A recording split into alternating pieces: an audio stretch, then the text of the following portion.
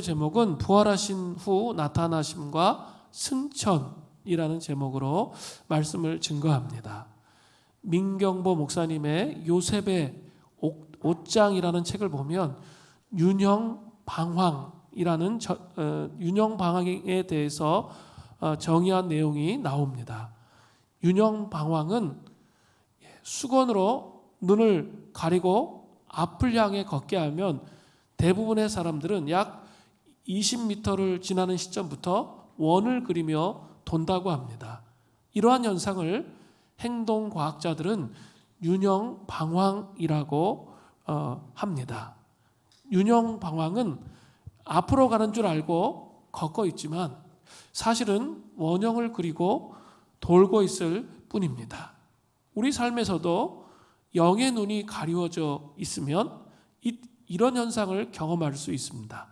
앞으로 나아가지 못한 채 돌고 돌아 제자리에 서 있는 윤형방황의 삶이 될 수 있다는 거죠. 하나님과 인격적인 관계 안에서 하나님의 인도를 경험하면서 믿음으로 사는 삶을 제대로 살지 못하게 되면 자신도 모르는 사이에 윤형방황에 덫에 걸려들어서 정체된 삶이 계속 이어집니다. 1년, 5년, 10년 순식간에 지나갈 수 있습니다. 그러나 제자리에 쳇바퀴만 돌고 있는 삶이 될 수 있다는 거죠. 이 정체된 삶이 문제이기도 하지만 더 큰 문제는 윤형방황을 통해서 황폐한 삶이 된다는 데 문제가 있습니다. 이 정체된 삶, 신앙의 진보가 없고 그냥 계속 그 자리에 있는 거, 이것도 문제예요. 그죠? 그런데 그 삶 속에 또 플러스 황폐한 삶이 온다는 거죠. 스위스 출신 철학자 알레드 보통이라는 사람이 현대사회 생존법이란 책에서 이런 언급을 했습니다. 오늘날의 혼돈과 불안을 진단하면서 집단적 광기 혹은 행성 차원의 절멸에 이렇게 근접한 적은 없었습니다.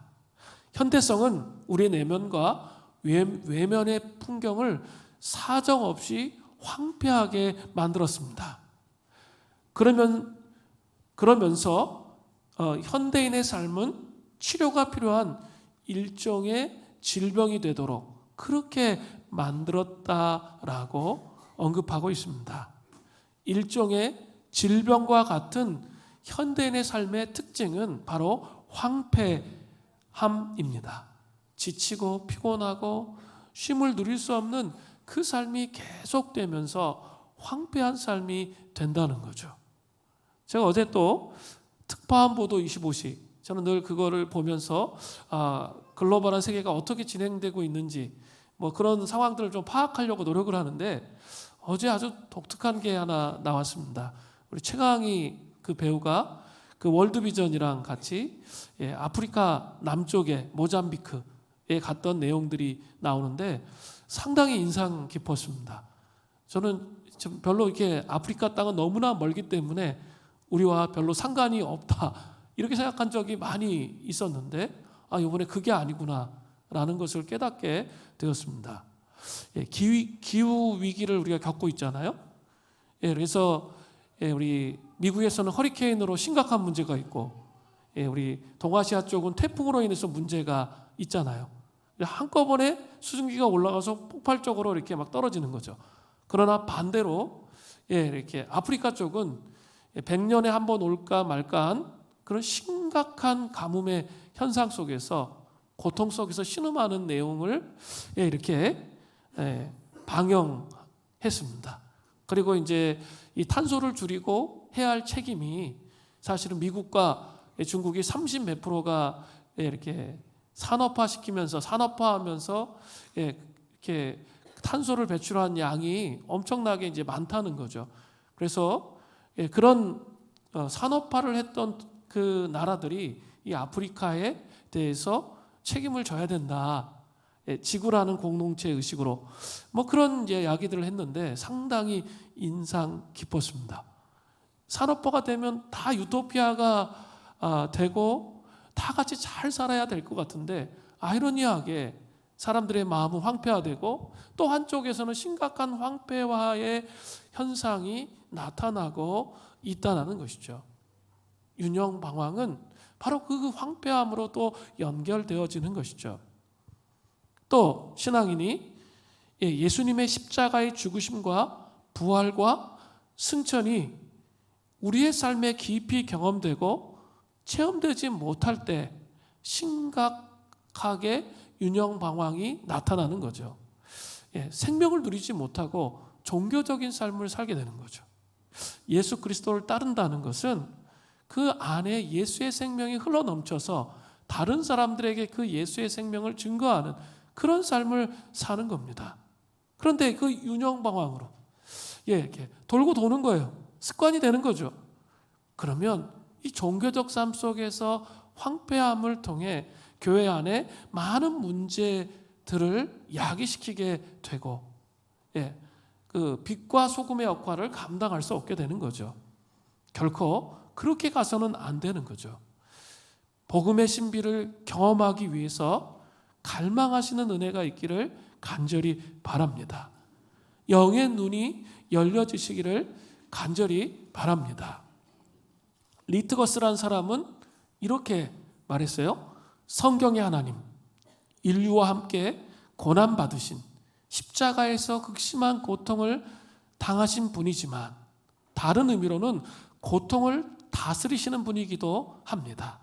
이 두 가지 사실에 대한 믿음은 고난에는 궁극적 의미가 있으며 삼위일체 하나님이 마침내 거기서 구원하신다는 전통적인 기독교의 주장의 핵심이 되었습니다.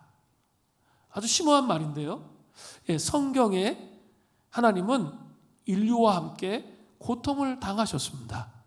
십자가를 예수님께서 짊어지셨죠. 그러나 그것으로 끝나지 않고 역설적이게도 뭐가 있는 거죠? 고통을 다스리시는 분이시라는 거죠. 삼위일체 하나님은 마침내 궁극적으로 고난에서 우리를 구원하십니다. 사실 이것이 복음의 핵심 중의 핵심입니다. 오늘 본문은 예수님께서 부활하신 후에 제자들과 그들과 함께한 자들에게 나타나시는 장면과 예수님께서 승천하시는 장면이 나옵니다. 이것을 깊이 깨달으면 윤영방황의 삶을 살지 않게 됩니다. 황폐한 삶을 살지 않게 된다는 거죠. 예수님의 부활과 승천의 의미가 날마다 우리의 삶 속에 깊이 현재화될 때 부활의 기쁨과 승천의 기쁨을 누리는 삶을 살게 된다는 거예요. 저는 이제 개척해서 벌써 17년이라는 세월이 흘렀습니다. 초창기에는 저의 푸른 꿈과 또 열심으로 막 열심히 정말 이렇게 노력했어요. 주님은 저기 계시고 내가 막 달려가는 거죠. 막 열심히 하는 거예요. 그러면 그럴수록 다가오는 증상은 뭐였을까요? 황폐함이죠. 우울함이에요. 이상해. 정말 복음을 믿었는데 즐겁고 행복해야 되는데 황폐하고 황량한 거죠. 그 윤영방황의 삶을 살았던 거죠. 그러다가 제가 초대교회 영성을 만나면서 특별히 예수님의 죽으심, 부활, 승천, 이 성령 강림이 어떻게 저의 삶과 연결되어지는지를 깨달았을 때 그때부터는 완전히 변화되는 저를 발견했어요. 주님보다 앞서 행하지 않고 주께서 이끄시는 대로 가고 그리고 그 복음의 신비가 저희 삶 속에 날마다 열려지기를 바라면서 살아가니까 내면에 뭔가 채워짐이 있는 거죠. 옛날에는 내면에 채워짐이 없이 막 돌고 앞으로 했는데 그게 아니라 내면에 채워짐이 있는 거예요. 그 길을 가더라도 내면에 채워짐이 있으니까 정말 행복하고 기쁜 그런 삶이 되었습니다. 오늘 그 신비가 오늘 본문에 담겨져 있어요. 부활과 승천의 신비가 무엇인지를 알아야 그래 우리의 삶이 이런 복음의 그 핵심 안에서 진정한 자유를 누리며 살아갈 수 있게 된다는 거죠. 자, 먼저 부활하신 예수님이 제자들과 그들과 함께한 자들에게 나타나시는 내용이 앞부분에 나와요. 먼저 예수님의 등장과 제자들과 그들과 함께한 자들의 반응이 먼저 나오죠. 부활하신 예수님이 누가복음 24장에서 앞부분부터 나왔죠. 안식 후 첫날 빈 무덤을 확인한 여인들의 내용이 나와요. 그리고 베드로가 또 빈 무덤을 확인하는 내용이 나왔죠. 그리고 우리 지난주에 봤죠. 엠마오로 가는 두 제자들이 부활하신 예수님을 만나는 장면이 나옵니다. 그리고 나서 더 많은 사람들에게 부활하신 예수님이 나타나시는 거죠. 누가복음 24장 33절에 곧 그때로 일어나 예루살렘에 돌아가 보니 엠마오로 가는 두 제자들이에요. 11 제자 및 그들과 함께한 자들이 모여 있어. 11 제자하고 그들과 함께한 자들이 모여 있었습니다. 부활하신 예수님은 승천하시기 전에 이제 더 많은 사람들에게 부활에 대한 확신을 심어주시기를 원하셨던 거예요. 그래서 다수의 사람들, 예수님의 제자들과 함께했던 사람들에게 찾아오셨습니다. 자, 누가복음 24장 36절은 이렇게 시작됩니다. 이 말을 할 때 예수께서 친히 그들 가운데 서서 이르시되 너희에게 평강이 있을지어다 하시니, 이 말을 할 때는 엠마오로 가던 두 제자가 다시 예루살렘에 모여있는 11 제자들과 그들과 함께한 자들에게 와서 부활하신 예수님을 이야기할 때였습니다. 그때 친히 예수님께서 그들 가운데 찾아오셨습니다. 요한복음 20장 19절에 보면 이렇게 되어 있어요. 이날 곧 안식 후 첫날 저녁 때에 제자들이 유대인들을 두려워하여 모인 곳의 문들을 닫았더니 예수께서 오사 가운데 서서 이르시되 너희에게 평강이 있을지어다. 제자들은 유대인들이 참 두려웠어요. 그래서 어떻게 했습니까? 지금 모인 곳의 문을 꽁꽁 닫고 있어요. 그리고 마태복음 28장 11절부터 15절을 보면 유대 지도자들과 간원들이 예수의 제자가 시체를 훔쳐갔다고 그렇게 소문을 내도록 그렇게 말하고 있었을 때입니다. 그렇기 때문에 예수님의 부활을 공개적으로 말하기가 상당히 어려울 때였죠. 그래서 문 꼭꼭 닫고 숨을 죽이며 조심스럽게 소근소근 그 부활하신 그 예수님에 대해서 제자들이 이야기할 때였습니다. 그럴 때 우리 예수님께서 찾아오셔서 너희에게 평강이 있을지어다 라고 말씀하셨습니다. 너희에게 평강이 있을지어다. 그 말씀은 히브리어로 샬롬이죠. 유대인들의 인사말입니다. 그러나 부활하신 예수님이 이 자리에 찾아오셨을 때 이 샬롬은 단순히 그냥 샬롬이 아니라 더 깊은 의미가 있다는 것이죠. 사탄과의 전투에서 위대한 승리를 가져오신 승리를 선언하시는 것과 마찬가지입니다. 잘 생각해 보세요.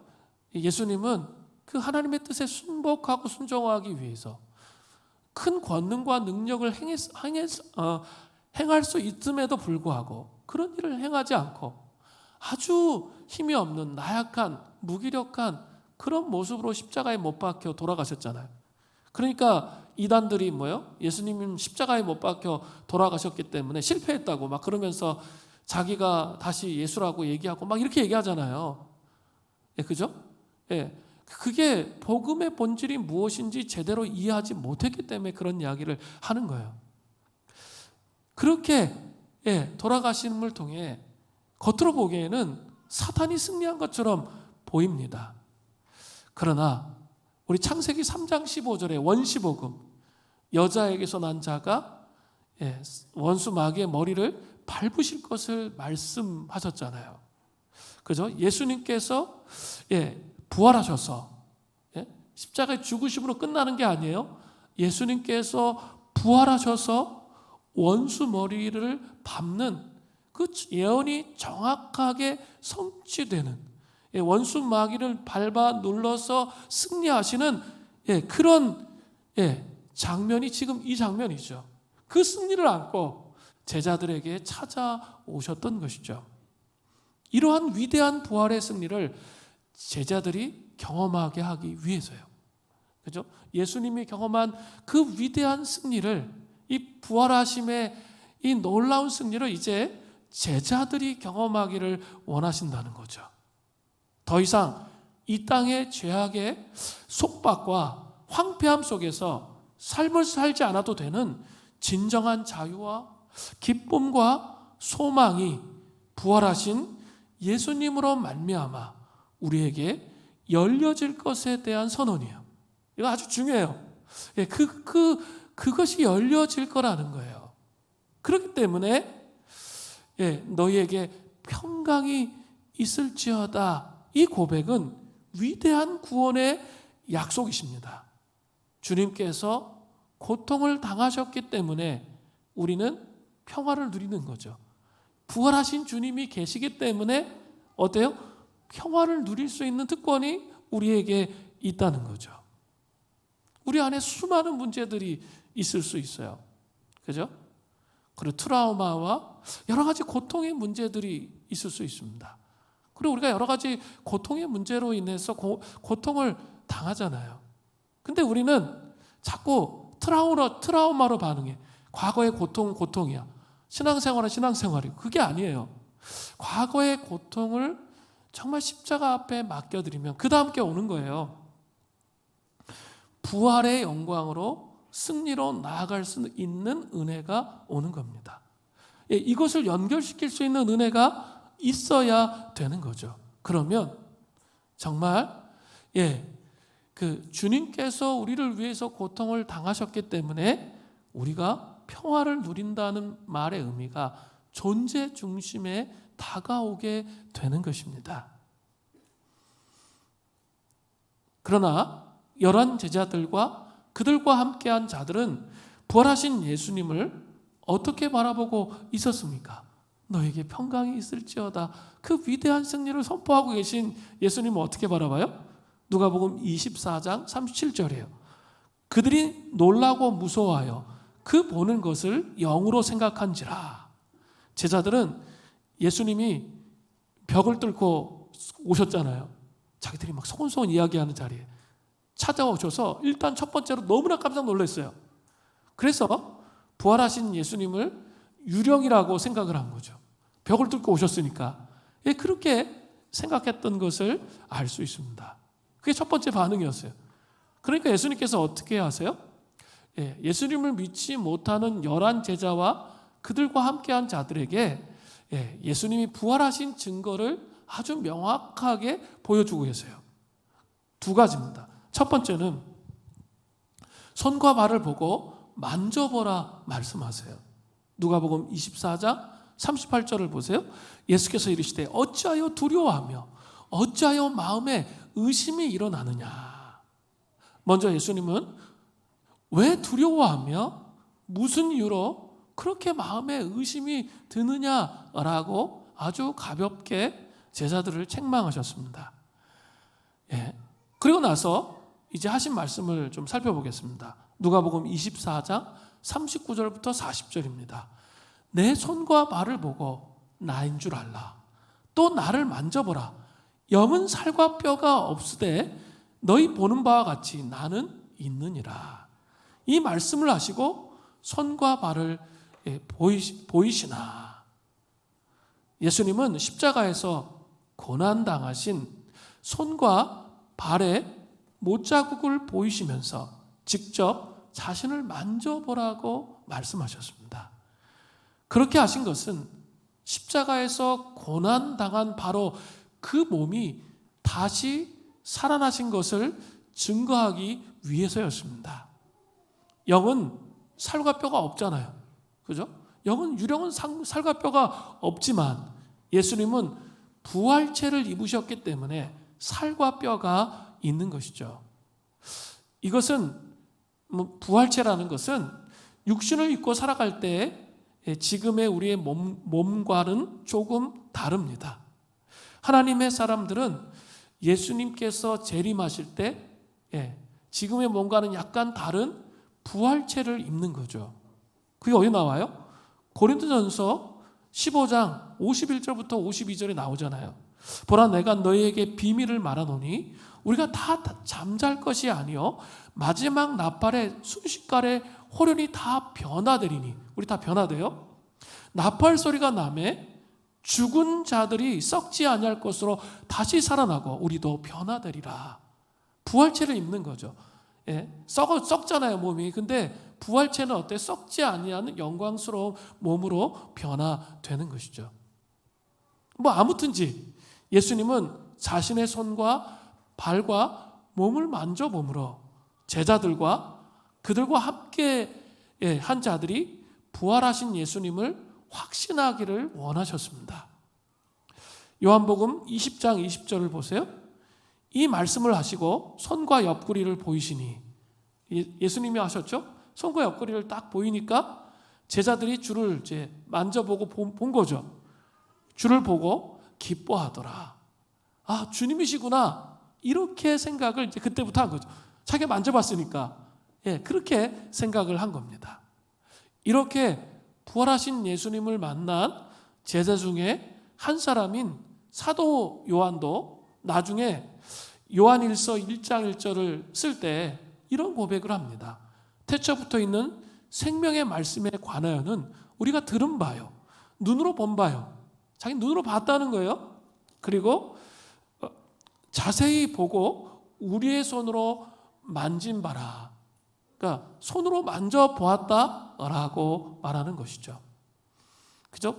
그 제자들은 부활하신 예수님을 눈으로 보고 손으로 만져봤다는 것이죠. 그러면 성령의 시대에 사는 우리는 어떻게 부활하신 예수님을 경험하게 됩니까? 성령님을 통해서. 성령님을 통해서 성령님이 우리 존재의 중심에 깊이 들어오심을 통해 예수님의 영이신 성령님이 우리 가운데 들어오셔서 우리를 이끄신다는 것 자체가 눈으로 본 바가 되고 손으로 만진 바가 되는 것이죠. 부활의 증거를 보이신 예수님은 두 번째로 생선을 잡수셨습니다. 누가복음 24장 41절부터 43절을 보십시오. 그들이 너무 기쁨으로 아직도 믿지 못하고 놀랍게 여길 때 이르시되 여기 무슨 먹을 것이 있느냐 하시니 이에 구운 생선 한 토막을 드리니 받으사 그 앞에서 잡수시더라. 이번에는 11 제자와 그들과 함께 있는 자들이 너무 기뻐서 주님이시구나. 이게 이렇게 만져보니까 주님이셔. 여기에 못 박힌 자국과 발에 못 박힌 자국과 창자국 이런 거 보니까 정말 주님이야. 그러니까 너무 기쁘잖아요. 사람이 너무 기쁘면 또 어떻죠? 이게 꿈인가 생신가 하면서 어벙벙해지잖아요. 그런 상태에 있었습니다. 그때 예수님께서 뭐라고 하세요? 먹을 것을 달라고 하십니다. 제자들은 생선 한 토막을 드렸습니다. 그것을 받아 잡수셨습니다. 이제는 유령이라고 생각할 수 없는 너무나도 확실한 증거를 가지게 되었습니다. 왜요? 유령은 음식을 못 먹잖아요. 유령은 음식을 먹을 수가 없죠. 근데 예수님은 음식을 드시는 거죠. 그들에게 있는 의심의 안개가 이제 확실하게 사라지게 되었습니다. 부활하신 주님을 깊이 만나게 된 거죠. 눈으로 보고 직접 만져본 바가 되게 된 거죠. 그리고 이제 내용이 끝나지 않고 이제 예수님께서는 부활하신 예수님을 깨우치기 위해서 가르치세요. 그리고 당부의 말씀을 두 가지를 하세요. 먼저 말씀은 이 부활하신 예수님을 깨닫게 하시기 위해서 성경에 예언되어진 분이 그분이다. 예수님이시다. 이걸 설명하는 거죠. 누가복음 24장 47절이에요. 또 이르시되 내가 너희와 함께 있을 때 너에게 말한 바 곧 모세의 율법과 선지자의 일과 시편, 이게 다 뭐예요? 구약 성경이잖아요. 나를 가리켜 기록된 모든 것이 이루어져야 하리라 한 말이 이것이라 하시고, 구약의 예언들이 다 이루어지려면 어떻게 해야 돼요? 단순합니다. 예수님이 다시 살아나셔야 한다는 거죠. 이 가르침은 우리 지난주에도 동일했죠? 엠마오로 가던 두 제자들이 부활하신 예수님을 잘 이해하지 못하고 깨닫지 못하고 있을 때 예수님께서 오셔서 그들이 깨우칠 수 있도록, 성경을 깨우칠 수 있도록 먼저 가르치기 시작하셨습니다. 그런데 중요한 것은 바로 다음 구절이에요. 누가복음 24장 45절이에요. 이에 그들의 마음을 열어 성경을 깨닫게 하시고, 여기 마음을 열어에서 열어는 헬라어로 디아노이고라고 하는데, 이 단어는 누가복음 24장 31절 32절과 연결됩니다. 자, 그들이 눈이 밝아져 빛을 주세요. 그인 줄 알아보더니 예수는 그들에게 보이지 아니하시는지라. 그들이 서로 말하되 길에서 우리에게 말씀하시고 우리에게 성경을 풀어주실 때, 여기 또 밑줄을 그어야 돼요. 풀어주실 때 우리 속에서 마음이 뜨겁지 아니하더냐 하고. 자, 31절에 밝아져, 또 32절에 풀어주다. 이 단어와 45절에 마음을 열어, 이게 다 디아노이고예요. 같은 뜻이에요. 같은 단어를 사용하고 있다는 것이죠. 여기서 우리가 알게 되는 것은 제자들의 마음을 제자들 스스로 연 것이 아니라는 것을 알 수 있습니다. 예수님께서 제자들의 마음의 문을 열고 깨닫게 하셨습니다. 이것을 초대교회 용어로 설명한다면 신비입니다. 신비가 신비주의 이렇게 신비한 어떤 체험을 하는 걸 초대교회 때 얘기한 게 아니에요. 그걸 설명하는 게 아니고요. 신비는 예수 그리스도의 죽으심과 부활과 승천과 성령 강림의 의미가 깊이 날마다 깨달아지는 거예요. 그게 또 나의 삶과 연결되어지는 것. 과거에 10년 전에 예수 믿을 때 한번 하고 끝. 그게 아니라는 거예요. 신비라는 것은 계속적으로 그것이 나의 삶의 고통의 문제, 절망의 문제, 갈등의 문제, 그것에 접촉되는 거예요. 그게 신비예요. 근데 이거 우리가 접촉할 수 있어요? 없어요. 그래서 우리가 접촉할 수 있는 게 아니에요. 그렇기 때문에 우리가 주님 그 복음을 체험하려면, 이 복음의 신비를 체험하려면 어떻게 해야 돼요? 주님, 저를 불쌍히 여겨주십시오. 저를 긍휼히 여겨주십시오. 그렇게 고백해야죠. 그게 첫 번째예요. 그래서 과거의 트라우마 때문에 공황장애가 오잖아요. 근데 이것을 해결할 수 있는 정말 유일한 방법은 뭐겠어요? 내가 노력해서 되는 게 아니에요. 복음의 신비가 십자가의 복음, 부활의 복음, 승천의 복음, 성령 강림의 복음의 의미가 어떻게 나의 삶 속에 풀어지는지, 그게 존재 중심에 깨달아지면 고통이 그냥 여기서 따로 있고 신앙생활이 따로 있고 이것이 아니라 이게 통합이 되는 거예요. 그러면서 그 부활의 기쁨이 오기 때문에 과거의 고통이 어떻게 해요? 풀어지는 거죠. 그러니까 우리 해산에 수고할 때 고통이 있잖아요. 두려움이 있잖아요. 그런데 그 아이가 커나가는 것을 보면서 잊어버리니까 또 치유가 되니까 또 아이를 갖잖아요. 한번 잘 생각해 보세요. 그런 것과 똑같아요. 그런 식의 치유가 일어나는 거예요. 근데 이것은 우리가 할 수 있는 것이 아니기 때문에 우리 쪽에서 해야 될 일은 뭐예요? 긍휼을 구하는 거죠. 그런데 우리가 잘못 또 이해할 수 있어요. 그럼 끝이야. 그러면 어떻게 하는 거죠? 이런 거예요. 그냥 이렇게 죄 짓고 막 살다가 와서 주님 회개합니다. 끝. 또 죄 짓고 막 살아. 주님 회개합니다. 끝. 그게 복음이 아니에요. 그거는 정말 왜곡시켜 놓은 거예요, 복음을. 그거 분명히 알아야 돼요. 반대로 이것도 복음이 아니에요. 율법주의적으로 막 열심히 해가지고 내가 이제 주님의 사랑을 얻어낼 거야. 그것도 복음이 아니에요. 주님이 기뻐하시는 게 아니에요, 그거는. 그러려고 예수님이 십자가에 돌아가시지 않으셨어요. 착각하면 안 돼요. 그럼 도대체 어떻게 하란 말이야? 저한테 그런 물음을 가질 수 있을까요? 어떻게 해야 돼요? 영적 근면함이 필요한 거죠. 은혜를 받을 수 있는 공간을 만드는 것뿐이에요. 그리고 공간을 만드는 거죠. 그리고 어떻게 합니까? 말씀을 읽고 묵상하고 은혜의 자리에 머무는 거예요. 그러면서 주님, 저를 불쌍히 여겨주십시오. 저를 긍휼히 여겨주셔서 하나님께서 주권적으로 찾아오시기를 원하는 그런 마음을 갖는 거예요. 이 두 마음이 밸런스가 잡혀야 돼요. 정말 이 복음의 신비를 통해서 여러분 예수님의 죽으심과 부활과 승천과 성령 강림을 통해서 풀어지는 복음의 신비는 한 번으로 끝나는 게 아니라 계속적으로 저희 삶 속에 다가와요.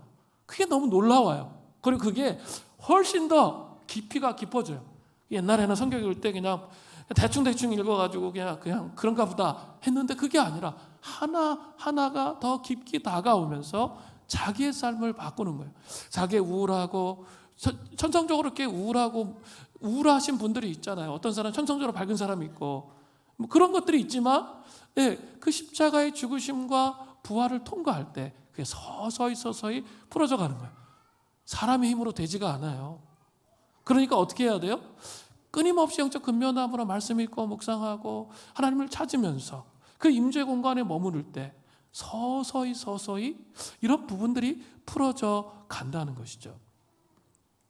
찾아오심은 주권은 주님께 있어요. 우리에게 있는 게 아니에요. 그러나 우리가 주님을 찾고 갈망하는 것은 뭐예요? 우리 쪽에서 해야 할 역할이라는 거죠. 우리 지금 그 영혼 돌봄, 마음 돌봄, 그리고 성경의 맺잡기와 묵상 하고 있어요. 총 이렇게 인원을 따져보니까 한 80명이 넘더라고요. 80명이 넘는 사람들이 훈련을 하고 있습니다. 특별히 성경의 맺잡기와 묵상을 하고 있는데요. 우리는 좀 그런 게 있어요. 말씀의 묵상의 중요성에 대해서 많이 배웠는데 정작 개인적으로 말씀을 묵상하는 것을 어떻게 하는지 잘 모르는 경우가 대단히 많아요. 그죠?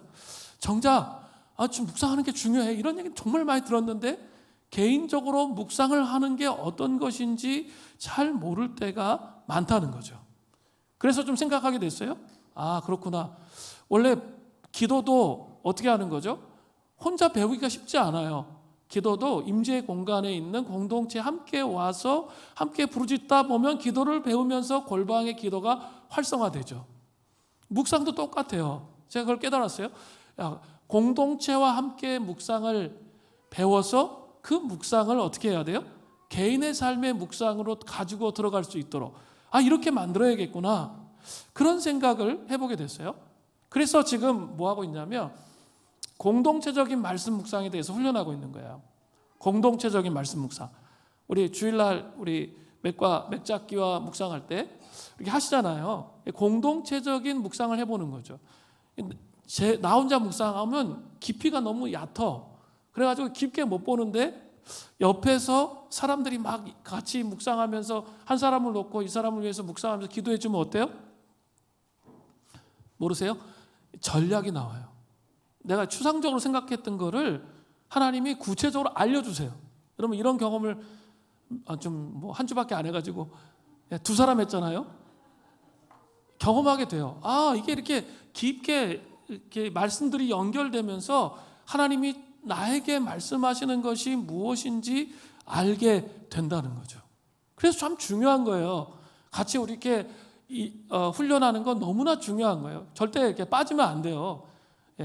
제가 보니까 제가 그랬어요. 이렇게 제가 모임 시간에 우리 형제들에게 묵상을 제대로 할 수 있을까? 우리 형제 너무 바쁘고 좀 막 정신없게 살고 있기 때문에 약간 제가 묵상을 잘할 거라는 그 과거의 모든 행적을 돌아볼 때 묵상을 잘할 거라는 마음이 많지가 않았어요. 좀 사실은. 그래서 정신 차리고 똑바로 해야 된다. 제가 막 그렇게 얘기했거든요.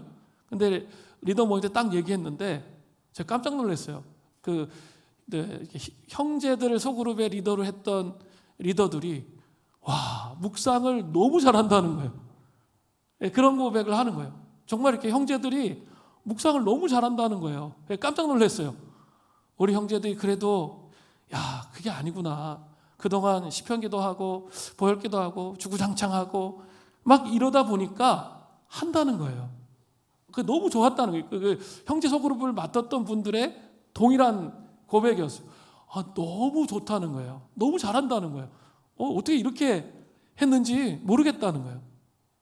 그동안에 우리가 훈련해 온 것들이 나타나는 거죠. 왜 훈련을 했습니까? 결국은 말씀을 통해서 정말 하나님께서 나의 삶을 향한 전략, 하나님께서 나의 삶을 어떻게 이끄시는지 그거를 깨닫기 위해서 우리가 그동안 계속 훈련을 해왔던 거예요.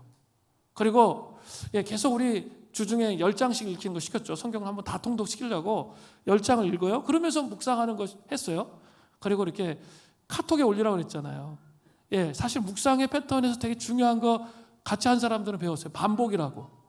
계속 반복하면 흐리게 긴가민가 해요, 맨 처음에는. 그런데 계속 반복하다 보면 이게 마음의 확신으로 딱 들어와요. 이게 하나님 말씀하시는구나. 묵상 이렇게 하는 거거든요. 근데 우리는 긴가민가해서 그냥 다 포기해. 그러면 안 된다는 거예요. 긴가민가를 안 하기 위해서 어떻게 해요? 카톡에 올리라고 그랬죠. 써서 올리는 거예요. 그럼 나누는 거예요. 다른 사람은 어떻게 묵상하는지 배우는 거예요. 그렇게 갈 때, 그 하나님께서 우리의 마음을 열어 가시면서 그 복음의 은총을 경험하도록 하신다는 거예요. 그냥 나 힘들어 어려워. 그리고 머물러 있지 말라는 거예요. 그러면 아무것도 없어요. 계속 그 상태가 계속되잖아요. 적극적으로 천국은 침노해야 돼. 그래서 내 갈급하고 갈망함으로 이런 싸움에 동참하셔야 돼요. 그러면 서서히 나를 정말 무겁게 하고 힘들게 했던 트라우마들이 부활의 기쁨이 나의 삶 속에 오니까 사라져요. 승천의 기쁨이 나의 삶 속에 오니까 사라져. 그리고 내 영혼 안에 내용물이 있는 거예요. 옛날에는 그냥 열심히만 했는데 열심히만 갖고 안 되더라고요. 하나님 원하시는 게 그게 아니에요. 내용물이 있어요. 복음의 내용물이 내 영혼 안에 살아서 움직이고 있는 거죠. 조합이 돼가지고 움직이는 거예요. 그러면 삶을 살아갈 수 있는 힘이 있는 거예요. 근데 이 내용물이 없잖아요. 날마다 경험하는 내용물이 없죠? 그러면 흔들려요. 요동치고요. 어려움이 올 때 갈등할 수밖에 없는 거예요. 그래서 마음을 열어 하나님께서 역사하시도록 그렇게 해야 된다는 거죠. 이제 예수님은 이렇게 부활하신 주님을 경험하고 있는 제자에게 두 가지 당부를 하세요. 정말 부활하신 예수님을 경험하면 두 가지를 하라는 거예요. 첫 번째는 증인이 되라고 당부하십니다. 누가복음 24장 46절 48절을 보세요. 또 이르시되 이같이 그리스도가 고난을 받고 제3일에 죽은 자 가운데서 살아날 것과 또 그의 이름으로 죄 사함을 받게 하는 회개가 예루살렘에서 시작하여 모든 족속에게 전파될 것이 기록되었으니 너희는 이 모든 일의 증인이라. 예수님 먼저 제자들이 십자가의 죽으심과 부활의 증인이 되기를 원하세요. 그죠? 십자가의 죽으심과 부활의 증인이 되기를 원하십니다. 그 죽으심과 부활의 증인이 되려면 먼저 뭐가 필요한 거예요? 그 다음에 나오잖아요. 죄 사함을 받게 하는 회개를 통해서 예수님의 죽으심과 부활을 믿어야 되는 거죠. 증거하려면 먼저 믿어야 돼. 그래서 우리 금요일마다 하는 이 구원의 절기, 초대교회 구원의 절기 할 때 제일 먼저가 뭐예요? 하나님 나라의 절기인데 그 절기의 제일 첫 번째 게 뭡니까? 회개잖아요. 패러다임의 변화, 세례 요한이 외쳤던 것, 하나님 또 예수님께서 외치셨던 것, 처음 나오는 게 뭐예요? 회개의 삶을 통해서 예수님의 죽으심과 부활을 믿는 거죠. 그리고 증인의 삶은 또 어때요? 예루살렘에서부터 가까운 곳에서부터 시작돼요. 그래서 모든 족속에게 전파되어야 한다고 말씀하고 계십니다. 그러니까 하나님의 백성들, 예수님을 따르는 모든 제자들, 부활을 경험한 하나님의 백성들은 어떻게 해야 돼요? 증인의 삶을 살아야 돼요. 제가 어디서 이런 말을 들은 적이 있는데 되게 도전이 됐어요. 어떤 사람에게는 당신의 삶이 그들이 읽을 수 있는 유일한 성경책일 수도 있습니다. 불신자들은 성경책을 안 읽어요. 그죠? 그런데 성경책을 읽고 있는 내가 그리스도인답게 살아가면 불신자들에게 그것이 성경책이 된다는 거죠. 삶을 통해 복음을 전할 수 있게 되는 거예요. 예수님을 믿고 있는데 부활의 승리, 승천의 승리, 성령 강림의 기쁨, 뭐 이런 것들을 알고 있는데 자기 삶의 저항 때문에 맨날 우울해, 침체에 빠져, 쭈그러져 있어, 난 안 돼, 이런 생각 속에 가지고 산다면 사람들이 옆에 와서 여러분이 얘기하는 소리, 복음의 소리에 귀를 기울일 수 있을까요? 없죠. 그 삶의 모습들이 이 존재 중심의 그 신비가, 복음의 신비가 존재 중심에 정말 새겨져 있어야 본능적으로 움직여요. 자연스럽게 움직이는 거예요. 저 사람 얼굴에 참 평안이 있다, 저 사람은 정말 좀 다르다, 그런 마음이 있을 때 어때요? 좀 듣고 싶잖아요. 왜 저렇게 됐는지 그 스토리를 듣고 싶은 거예요. 그렇기 때문에 삶을 통해서 증인이 되는 거죠. 그런 은혜가 있기를 바랍니다. 두 번째로, 예수님은 부활하신 주님을 경험하고 있는 제자들에게 두 번째 당부를 하세요. 누가복음 24장 49절이에요. 볼지어다 내가 내 아버지께서 말씀하신 것을 너희에게 보내리니 너희는 위로부터 능력이 입혀질 때까지 이 성 예루살렘에 머물라 하시니라. 여러분 잘 아셔야 될 게 있어요. 아주 중요한 조건이에요. 증인의 삶은 단순히 우리의 열심으로 안 된다는 거예요. 우리의 열심으로 되는 게 아니에요. 또 이것은 뭐 증인의 삶뿐만 아니라 그리스도인의 삶 전체가 다 중요해요. 그리스도인의 삶 전체의 모든 영역이 우리의 그냥 열심으로만 변화되는 것이 아니라는 거죠. 우리의 열심으로만 살아가면 반드시 결실하지 못합니다. 열매를 맺지 못하게 되고요. 추적하시는 하나님을 만나게 돼요. 불신자들은 그냥 땅에 심은 대로 걷는 법칙이 있어요. 그러나 하나님의 백성들은 아니에요. 하나님의 백성들은 하나님이 자기 열심과 자기의 생각과 자기의 의로 삶을 살아가면 어떻게 하세요?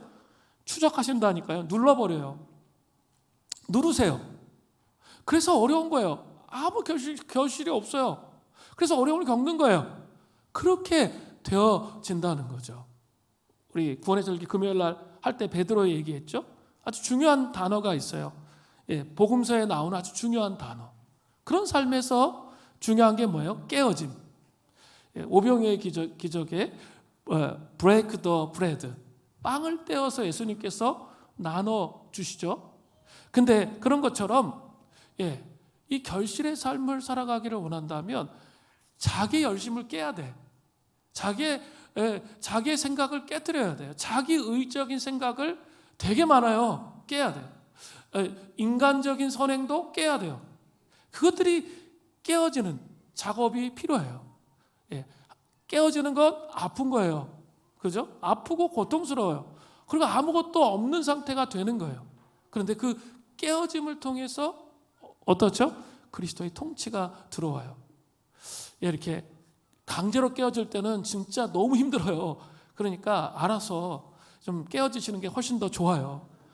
진짜 어려워요. 여러분 삶을 통해서 하나님이 추적하셔서 그냥 막다른 골목으로 모실 때 여러분 있죠? 저도 있어요. 그때는 진짜 힘들어요. 근데 알아서 하나님은 그런 순간까지 가지 않도록, 자기 혼의 타락에 혼의 고집과 생각으로 그런 순간까지 가지 않도록 우리 스스로를 깨뜨려서 추적하신 하나님의 사랑에 반응하기를 원하세요. 그럼 놀라운 게 있어요. 그걸 깨뜨리면 끝나는 게 아니에요. 항상 이게 복음의 원리예요. 끝나는 게 아니라 부활의 영광이 오는 거죠. 생명의 결실이 진짜 우리의 삶 속에 내가 생각하지 않았던 그 놀라운 생명의 결실이 우리의 삶 속에 나타나요. 이게 복음의 본질이기 때문에 그렇습니다. 예수님께서는 위로부터 능력이 입혀질 때까지 예루살렘 성에 머물라고 하셨습니다. 위로부터 능력이 입혀질 때에서 능력은 헬라어로 디나미스를 의미하는데 이것은 다이나마이트와 같은 아주 폭발적인 힘을 의미합니다. 성령의 권능을 의미하는 거죠. 그것이 입혀질 때까지, 입혀진다는 것은 헬라어로 엔디데스테인데 옷 입힘을 당하다. 그 성령의 권능으로 그냥 성령님께서 그냥 나에게 옷 입혀주실 때까지 기다리는 거예요. 그래서 제가 무기력하게 앉아서 기다리지 않았어요. 사도행전 1장을 보면 그들이 모여서 전혀 기도에 힘쓰고 그죠? 하나님 말씀을 묵상하고 씨름하면서 하나님을 갈망하면서 기다린 거죠. 그때 성령의 통치가 임하는 것이죠. 신약 시대인 성령의 시대에 성령의 권능을 받는 것이 무엇보다도 중요합니다. 온전한 성령의 충만함으로 서 있어야 하는 것이죠. 대항해 시대에 험난한 향해 끝에 남미 대륙에 도착한 옛 스페인 선원들의 이야기입니다. 범선이 아마존강 상류를 접어들었는데도 강폭이 워낙 넓어서 선원들은 아직도 대서양 한복판에 있는 줄로 착각했습니다. 당연히 물에 소금기가 있으리라 단정한 선원들은 물을 마실 생각을 꿈에도 못했습니다. 결국 선원 몇 명이 갈증으로 죽고 말았습니다. 세계에서 가장 큰 생수의 원천을 떠다니면서 갈증으로 죽어가는 선원들을 떠올리다니 우리 세대가 꼭 그러한 시대라는 생각이 듭니다. 온통 만나가 널려 있고 성령의 풍성한 은혜 가운데 정말로 들어갈 수 있는데 영적으로 굶어 죽어가는 사람이 너무 많아요. 그죠? 하나님의 백성도 마찬가지예요. 자기 고집대로 자기 생각대로 세속의 가치와 기준 쾌락 이런 걸 포기하지 못해요. 하나님 앞에 헌신하면 저 땅 끝에 오지에 아니면 저 시베리아 영하 50도 70대 되는데 거기서 죽도록 고생하다가 이렇게 끝나는 것처럼 그런 착각 속에 있는 사람들이 있어요. 그거는 정말 왜곡된 마귀가 주는 생각입니다. 절대 그렇지 않습니다. 주님을 사랑하면 하나님 우리에게 풍성한 은혜를 주세요. 그리고 사랑하기 때문에 그런 삶을 또 선택하는 거예요. 그죠? 그냥 무조건 헌신을 강요하는 그런 하나님이 아니시라는 거예요. 내가 사랑하기 때문에 자발적으로 그런 삶을 선택하는 거죠. 이거 엄청난 차이가 있어요. 이 생각을 바꾸지 않으면 하나님은 그 뺑덕 어멍 같고 그 놀부 같으신 그런 하나님을 자꾸 이해하는 거죠. 그건 왜곡이에요. 성경적이지 않아요. 하나님은 그러신 분이 결코 아니라는 거예요. 그죠? 내가 정말 사랑하기 때문에 나의 모든 것을 드려도 아깝지 않다는 생각이 듭니다. 그래서 나를 드리는 것이죠. 이것이 아주 중요해요. 우리 그 생수의 은혜를 이 성령의 시대에 여러분 꼭 경험하시기를 바랍니다. 이제 누가복음 24장 50절부터 53절은 누가복음을 마무리하면서 아주 중요한 주제인 부활하신 예수님의 승천의 주제를 다룹니다. 누가복음 24장 50절부터 53절을 보세요. 예수께서 그들을 데리고 베다니 앞까지 나가사 이 감람산 동쪽 기슭이에요. 손을 들어 그들에게 축복하시더니 축복하실 때 그들을 떠나 하늘로 올려지시니 그들이 그에게 경배하고 큰 기쁨으로 예루살렘으로 돌아가 늘 성전에서 하나님을 찬송하니라. 사실 이러한 승천의 내용은 누가복음의 후편이 있죠. 사도행전이에요. 사도행전 1장에 더 자세하게 나옵니다. 사도행전 1장 9절부터 11절에 보세요. 이 말씀을 마치시고 그들을 보는데 올려져 가시니 구름이 그를 가리어 보이지 않게 하더라. 올라가실 때 제자들이 자세히 하늘을 쳐다보고 있는데 흰옷 입은 두 사람이 그들 곁에 서서 이르되 갈릴리 사람들아 어찌하여 서서 하늘을 쳐다보느냐. 너희 가운데 하늘에 올려지신 이 예수는 하늘로 가심을 본 그대로 오시리라 하였느니라. 이렇게 승천하시는 걸 계속 쳐다보고 있는 거예요. 그러니까 뒤에 있던 천사들이 말하는 거죠.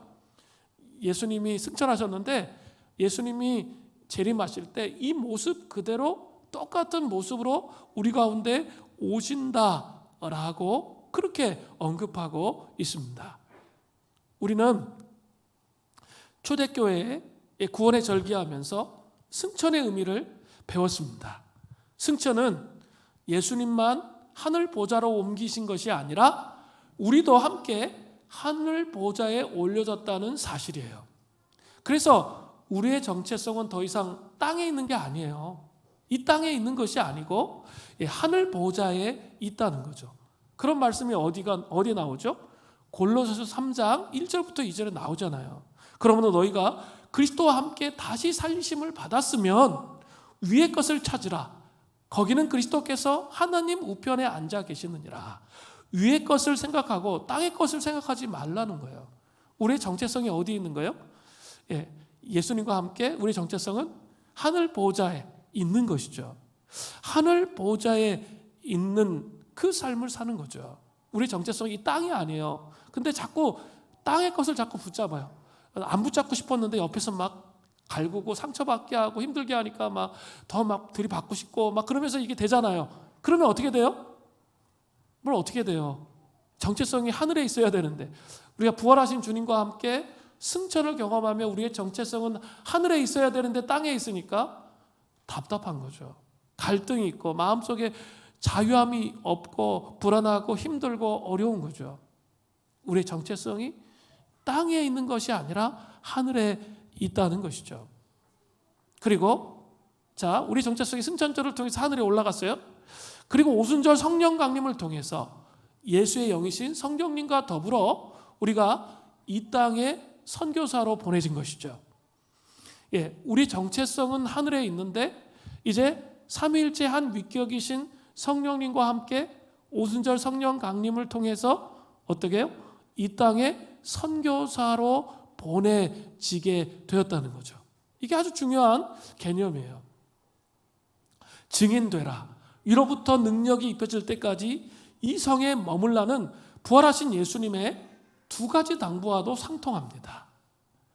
우리는 우리를 새롭게 하고 소생시키시는 하나님의 성령의 강이 우리의 안에 계속적으로 흐르도록 우리의 정체성이 하늘 보좌에 있는 거예요. 성령님과 함께 이 땅에 선교사로 보내졌다는 거예요. 나 혼자 보내진 게 아니라 하늘 보좌로부터 파송된 거예요, 우리가. 그렇기 때문에 성령님과 함께 가는 거예요. 그러니까 우리 안에 계속 성령의 강이 흐르도록 해야 되는 거죠. 그 성령의 강이 계속 흐르려면 어떻게 해야 돼요? 기도 생활, 말씀 생활을 결코 게을리하면 안 되는 거죠. 게을리하게 되면 우리는 하나님의 경륜에 의해서 삶을 살아가는 것이 아니라 다른 경륜에 빠지게 된다는 거예요. 다른 경륜. 그것은 바로 세상의 거센 강물로 말미암는 수치와 굴욕으로 채워지는 거예요. 그래서 성령의 강으로 충만케 해서 이 땅에 보내진 삶을 하나님의 구원의 경륜을 따라서 하나님께서 우리에게 맡겨주신 그 삶의 계획대로 살도록 해야 되는데 그렇게 하지 않는 거죠. 그리고 이 거센 세상의 강물로 자기 안에 다 채워버렸어요. 그러면 어떻게 된다고요? 다른 경륜이 있는 거예요. 하나님의 경륜이 아닌 마귀의 경륜들이 우리의 삶을 잡아가는 거죠. 그러면 어떻게 됩니까? 수치와 굴욕이 우리 가운데 채워진다는 것이죠. 성령의 강이 우리 안에 충만히 채워져서 하나님의 경륜이 완성되는 그런 거룩한 삶을 사실 수 있어야 돼요. 말씀으로 기도로 채운다는 것은 바로 이 성령께서 그 충만한 은혜로 우리 안에 온전히 통치하셔서 이기고 남을 만한 힘이 있어야 되는 거예요. 너무 그동안 이 세속의 가치와 기준에 쩔어가지고 이게 막 쫄쫄쫄쫄 흐르고 있어. 그러니까 이게 힘들고 어려운 거죠. 충만하게 정말 흐르게 되면 제일 먼저 깨닫게 되는 게 하나님이 나를 향하신 이 하나님의 경륜이 무엇인지 이해하게 됩니다. 부르심의 소망이 무엇인지 이해하게 되고요. 또 그것을 살아갈 수 있는 힘과 능력을 주님께서 주신다는 거죠. 이것이 그리스도인의 삶이에요. 그리스도의 그 죽으심과 부활과 승천과 성령 강림으로 연결되어진 이 복음의 신비가 여러분 개인의 존재의 중심에 새겨져서 그것이 나의 고백이 되면 그 사람 안에 정말 복음의 능력이 나타나는 거예요. 이 신비가 날마다 경험되어지시는 은혜가 있기를 간절히 바랍니다. 우리 같이 찬양하겠습니다. 지극히 높으신 주, 우리 찬양하도록 하겠습니다. 우리 이 찬양할 때 이게 참 복음의 핵심을 너무 잘 표현하고 있거든요. 그래서 제가 3주 동안 반복적으로 부르고 있어요. 이 찬양하면서 여러분 이 복음의 핵심을 묵상하면서 그 신비가 우리의 존재 중심에 들어가도록 그렇게 해야 돼요. 우리 같이 찬양하면서 우리 같이 나아가겠습니다.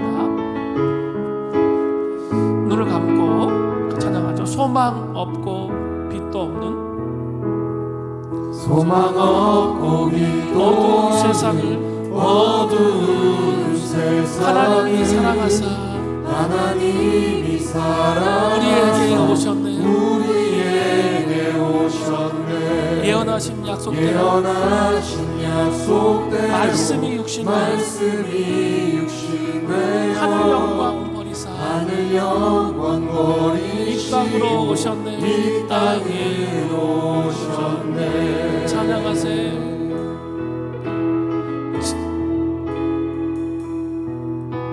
찬양하세 우리 주 삼위일체 하나님 지극히 높으신 주 지극히 높으신 주 영원토록 찬양합니다. 영원토록 찬양하니 주가 지으신 모든 세상을 구원하렴. 주가 지으신 모든 세상을 구원하려 영광의 주 예수님이 영광의 주 예수님 죽음을 택하셨네. 그 고통 속에서도 주의 뜻 기억하사 길을 잃은 우리 위해 십자가를 지셨네.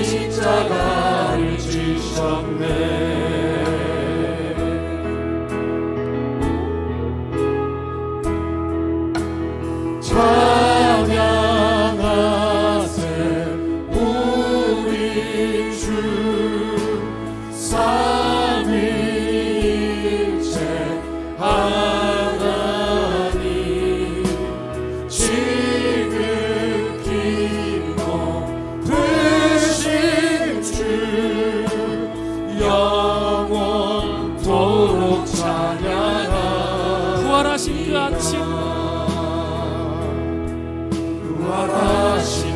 아침 다치 무덤 열려 죽임당한 어린 양 죽음을 이기셨네. 생명의 길 되시는 그리스도를 통해 아버지께 오는 자 모두 회복되리라.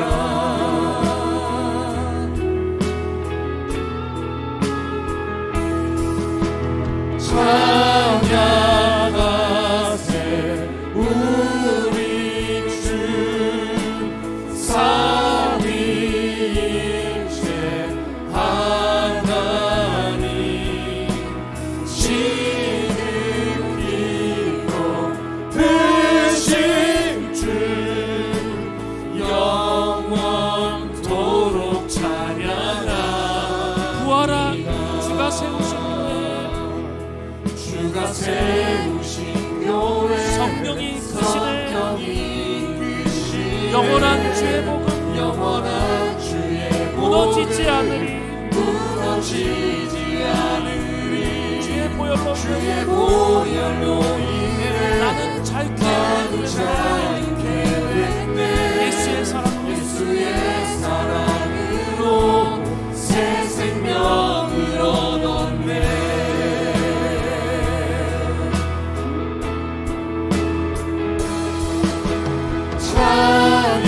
찬양하세 우리 주 삼위일체 하나님 지극히 높으신 주 지극히 높으신 주 영원토록 찬양합니다. 영원토록 찬양하세 우리 주. 찬양하세 우리 주 삼위일체 하나님 지극히 높으신 주 지극히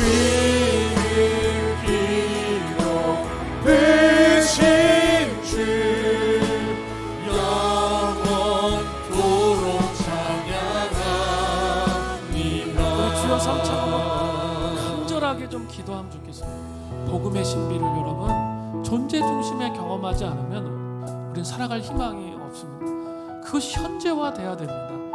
예수 그리스도의 십자가의 죽으심과 부활과 승천과 성령 강림이 정말 나의 삶 깊은 곳에 경험되어 나의 고통과 절망들이 벗겨지고 그리스도의 깊은 사랑 안에 서 있는 하나님의 사람이 되기를 원합니다. 아멘. 주님 우리를